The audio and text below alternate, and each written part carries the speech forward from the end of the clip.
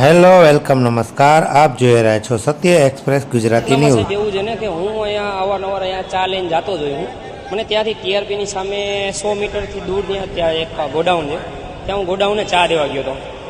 5:30 વાગ્યા છે, હું 5:30 ત્યાં ગોડાઉને માણસોને ચા દઈને અને બહાર નીકળો જોયું તો નહીં એવા સામાન્ય ધુવાણા નીકળતા હતા। તો ત્યાં હું બાઇક અને મારો ચાનો કેટલો મૂકીને ફટાફટ ત્યાં હું દોડ્યો। ત્યાં બહાર જોયું ને તો આ સબસ્ટેશનમાં શોર્ટ સર્કિટ થતી હતી। એટલે પહેલાં તો મેં અને એક ટીઆરપીનો સ્ટાફ હતો, એ બે ભેગા થઈને અમે અંદર જઈને ઓલો દરવાજો ખોલીને તોડીને અને એ જે સબસ્ટેશનનો સ્વિચ હતી એ અમે બંધ કરી દીધી। એ પછી જ્યાં આગ લાગતી હતી અમે ત્યાં ગયા તો જોયું તો 3 થી 4 જણા અહીંયા લટકતા હતા અને આગ એટલી હતી કે એ બધાને કૂદવા સિવાય કોઈ ઓપ્શન નહોતું। પછી થોડીક વાર થાય અમે કીધું કે ભાઈ તમે અહીંયાથી કૂદી જાઓ, પછી અમે તમને અહીંયા ઝીલી લેશું। પછી એક પછી એક બેમાં કૂદ્યા, પછી એને ઝીલા, પછી લાસ્ટમાં જે માણસ કૂદો એ વજનમાં થોડોક ભારી હતો એટલે પછી એણે છે ને કૂદો અમે એને ઝીલો, પણ એનું પથ્થરથી માથું ભટકાણું એનું, તો એનું આખું માથું અહીંયાથી ચીરાઈ ગયું।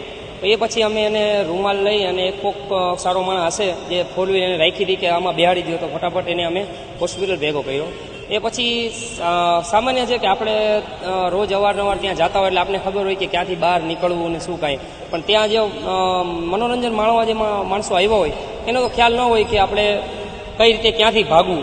તો અમે 2-3 જણા અહીંયાથી અંદર જઈ અને એ લોકોને બધાને બહાર કાઢવાની કોશિશ કરતા હતા। એવું હતું કે અહીંયા એટલા ધુવાણા નહીં ફેલાઈ ગયા હતા કે અહીંયા લગી પણ આખું કાળું અંધારું છવાઈ ગયું હતું।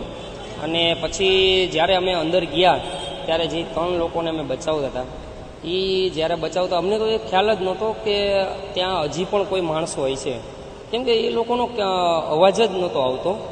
નકર કોઈ સામાન્ય માણસ બળતું હોય અથવા કે આફત આવી હોય તો રાયડું પાડતા હોય, પણ એ કોઈનો અવાજ જ નહોતો આવતો।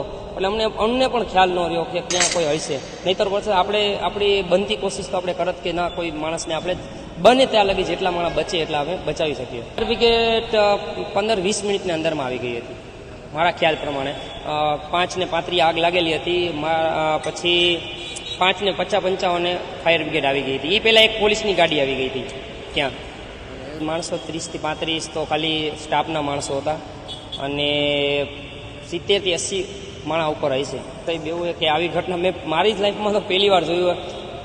બહુ આ કોઈ શબ્દમાં એને વર્ણવી ન શકાય એટલી દુઃખદ ઘટના છે।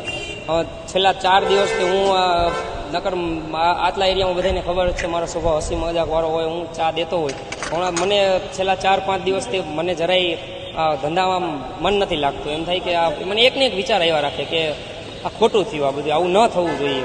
હું તો કહું આવું ભવિષ્યમાં પણ ન થવું જોઈએ।